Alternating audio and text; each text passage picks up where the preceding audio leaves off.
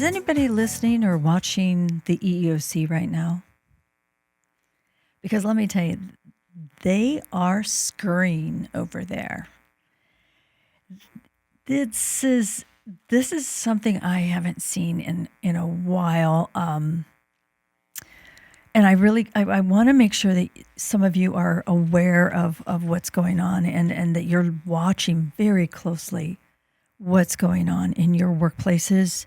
Hey, thanks for listening. This is Pandy Pridemore at the Human Resource, and today we're going to talk about some recent activity over at the EEOC. I'm just amazed.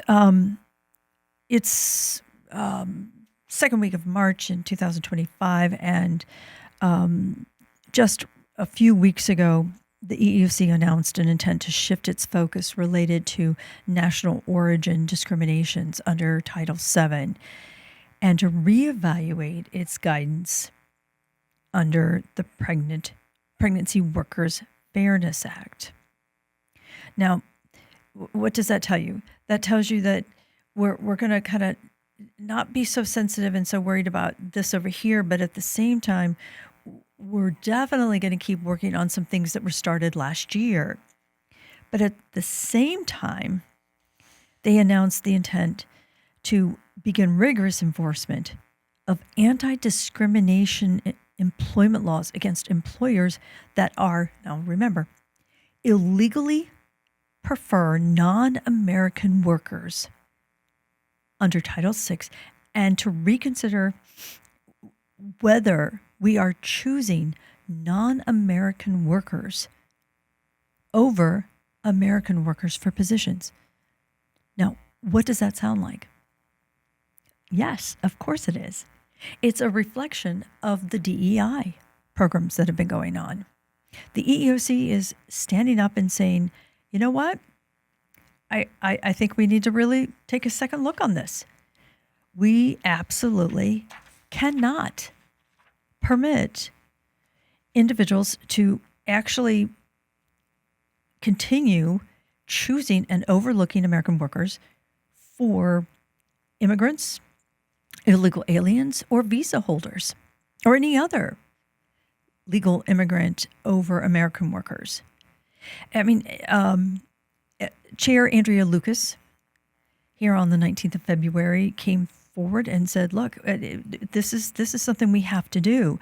In fact, she's calling it a crackdown on this type of discrimination to ensure that national origin protections under Title VII apply equally to American citizens. We have talked about DEI programs for a very long time. And again, if you've been watching the show, you know I'm not against DEI. Not at all. Not at all.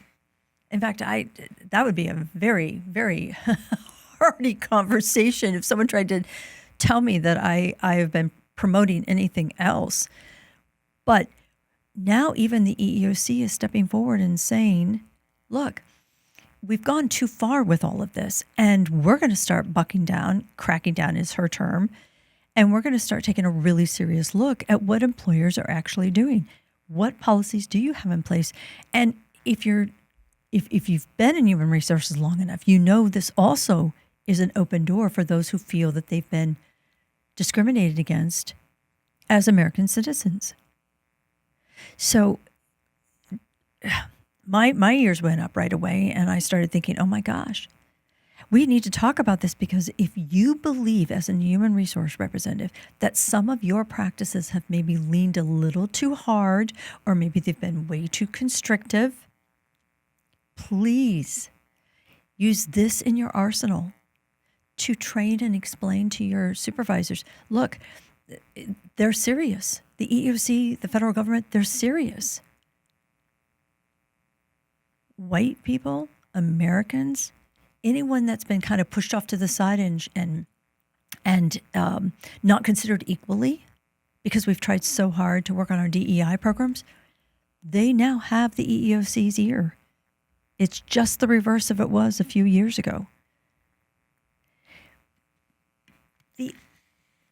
The other thing, going back to the pregnancy Pregnant Workers Fairness Act. I don't know why I keep messing that up. That's becoming serious because back in April of 2024, 17 attorney generals of states across the country filed suit and said, no. There are portions of the PWFA final rules that came out that are related to abortion infringe on states' sovereignty and coerce the states to violate their policies of regulating abortion to protect unborn life. And it was kind of put on hold, but here on February 20th, the Eighth Circuit reversed that hold and said, no, the states do in fact have standing to bring the case. So what I'm trying to say with this one is, it's change, guys. Nothing is etched in stone. Nothing is. And even though the best intentions were used to put some of this in place, what we are seeing right now from a number of areas within employment law is that things are moving very, very fast. And what we may be practicing or putting into place in policy as a policy today, much of this is going to start changing very quickly. So put in the back of your arsenal and the things that your tickler file, whatever, that you're listening for is certainly going to be issues and levels of the PWFA, especially if you're in one of those 17 states that believe that any involvement of abortion as a protection infringes on the state laws. And we've talked about that a number of times. State law is sometimes even more powerful than federal law. So there you go. You got two things there that the EEOC is hot on.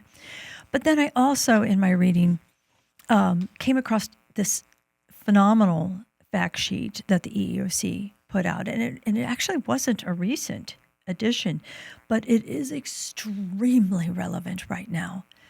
This is March of 2025. And if you're listening to the radio at all, if you're watching the news at all, you see what's going on our college campuses. And my concern is, well, actually, I know some of you are going to laugh, but today they were even at Trump Tower protesting.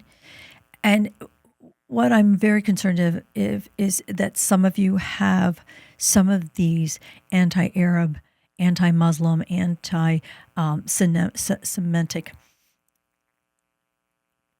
feelings and opinions in your workplace. And ladies and gentlemen, we have to get a hold of that quickly. You cannot allow this stuff to brew or grow in your organization.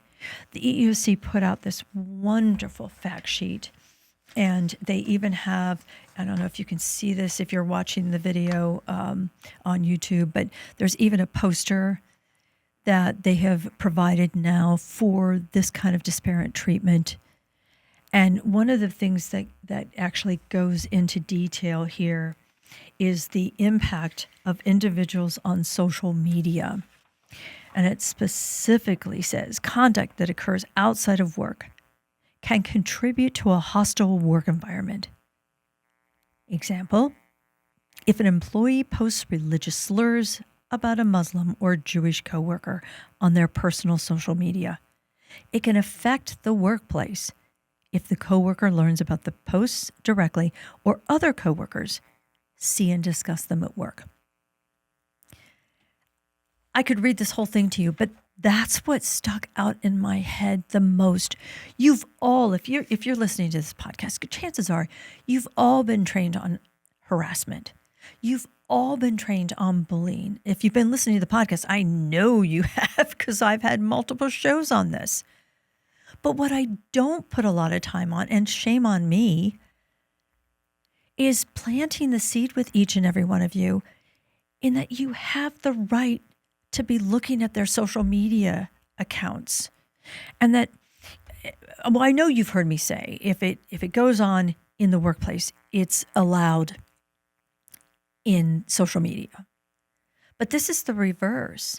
If we say no, it cannot go on in the workplace, then no, it cannot go on in social media.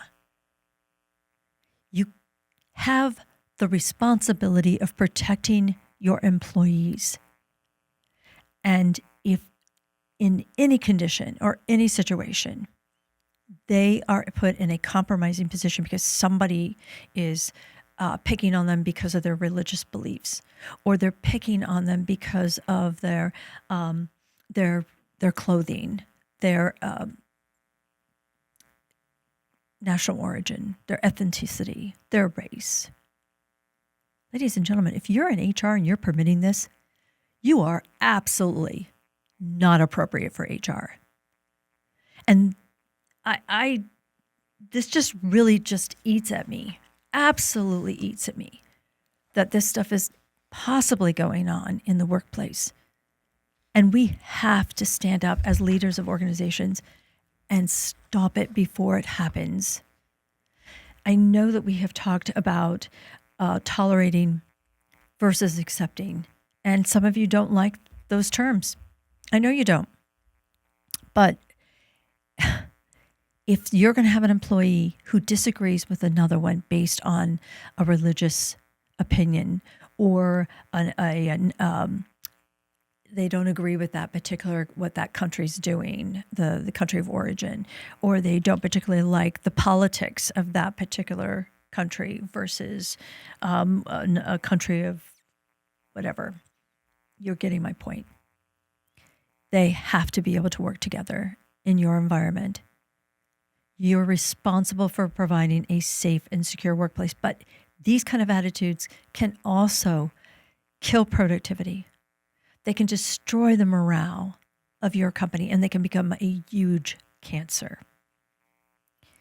I'm sorry I've gotten a little passionate about this today, but I started reading, what the EEOC is going through, and I'm realizing how much emotion is in the workplace right now.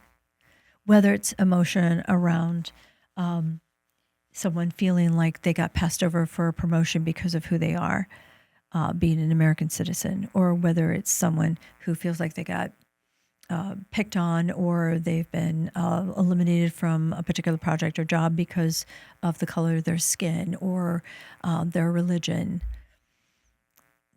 The world may have it going on outside our doors, but if you're a business owner, if you're an HR representative, you have the right to control what goes on inside your doors, even if it means controlling the social media of one of your employees. Put this on your list to look at. Even if you have to take an hour and go out and check the Facebook or the TikTok or whatever the social media item is of each of your employees, especially your supervisors and your managers. My gosh, if you've got supervisors or managers who are doing this, you have my full permission to get them out of that position.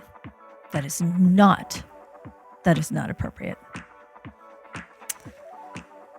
Okay, there it was. I had to do it.